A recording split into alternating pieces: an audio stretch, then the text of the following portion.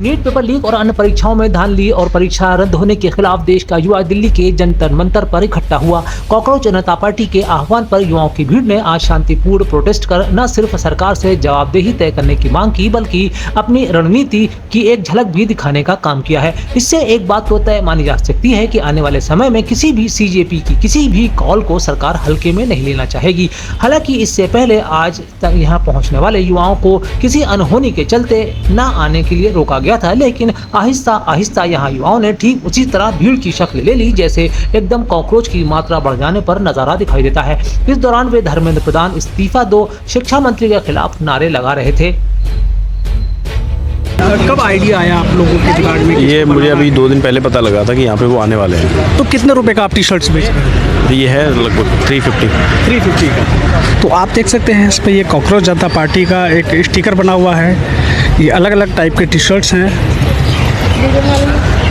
और अभी दिखाते हैं आपको। ये देखिए मास्क है, ये जो आपने चेहरे पे लगा रखा है, क्या बोलते हैं इसको? बस इसको कॉकरोच कहते हैं सर। वही जो हमें कहा गया था सुप्रीम कोर्ट में सीजीआई के द्वारा कि हम कॉकरोच हैं, तो हम कह रहे हैं कि ठीक है, जो आपने कहा है हम वही मान लेते हैं, लेकिन वो मान के भी हम वही मांगेंगे जो हमें चाहिए।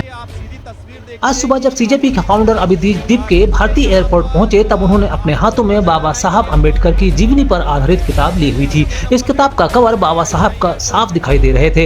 इसी तरह जंतर मंतर पर युवाओं ने अपने हाथों में तिरंगा लिया हुआ था और साथ ही चंद्रशेखर आजाद और राष्ट्रपिता महात्मा गांधी के फोटो भी इस दौरान दिखाई दे रहे थे। इससे युवाओं ने साफ संदेश दिया कि वे हर हालात में संविधान पर पूरा भरोसा रखते हैं। उधर विजय से अभिजीत दीपके ने इस प्रोटेस्ट की कॉल दी थी, जिसके बाद माना जा रहा था कि नेमानुसार उन्हें इसकी परमिशन के लिए मुश्किल आ सकती है या फिर इसकी इजाजत मिलना मुश्किल होगा, लेकिन प्रशासन ने इसे जारी कर सबको चौंकाया। Education Minister must resign. 5 students have committed suicide.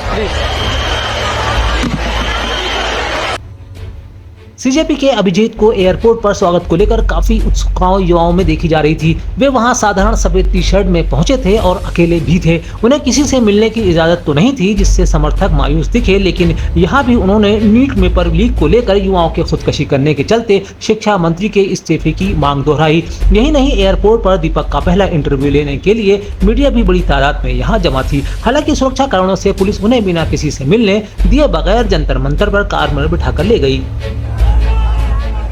Jantar Mantar पर युवाओं के बीच घिरे अभिजीत काफी सहज दिखाई दे रहे थे। उनके आसपास बड़ी संख्या में जमा युवाओं में कहीं नहीं दिखा कि वे पहली बार उनके बीच हैं। इस दौरान उन्होंने बाबा साहब की किताब थामी हुई थी और साथ ही उनके नारे लोगों में और युवाओं में उत्साह जगा रहे थे, जिनके साथ वे बड़ी तेजी से अपनी मांग को दोहरा रहे थे।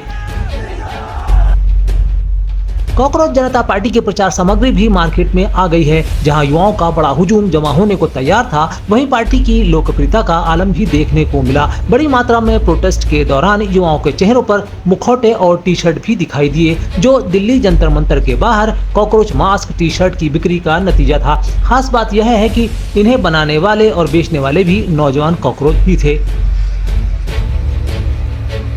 कॉकरोच जनता पार्टी जब जंतर मंतर पर शांतिपूर्ण प्रोटेस्ट का प्लान बना रही थी, तब किसी ने नहीं सोचा था कि उसे इतने जमीनी युवाओं का साथ भी मिल जाएगा। सोशल मीडिया पर तेजी से अपने फॉलोअर्स बढ़ाकर सीजेपी ने तब भी सबको चौंकाया था और अब मौके पर इतनी बड़ी संख्या में युवाओं के साथ को देखकर सभी राजनीतिक पार्टियों का हैरान होना भी लाजमी है।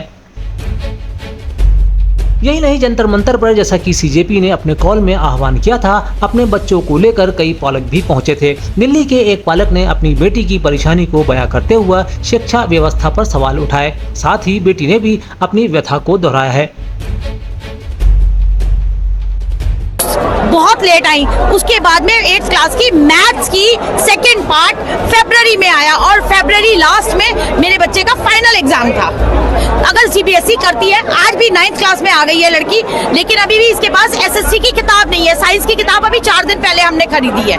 वो अगर एसएससी वो बुक्स चेंज करती है तो बुक्स अवेलेबल करवाओ ना। बच्चे कैसे पढ़ेंगे? बच्चे पढ़ेंगे नहीं, और जो बच्चे बेचारे पढ़ रहे हैं उनके तुम पेपर लीक करवा रहे हो। मतलब हम लोग तो यही सोचते हैं कि पेपर लीक नहीं होना चाहिए, और अगर पेपर लीक हो भी रहा है तो उसके लिए कुछ तो एक सोल्यूशन होना चाहिए। और ऊपर से एक बार ही पेपर देना इज हम लोगों के लिए बहुत मुश्किल, लेकिन अभी सेकेंड टाइम पेपर देना will be like a big thing for the youth of India. Paper leak हुआ, बताइए।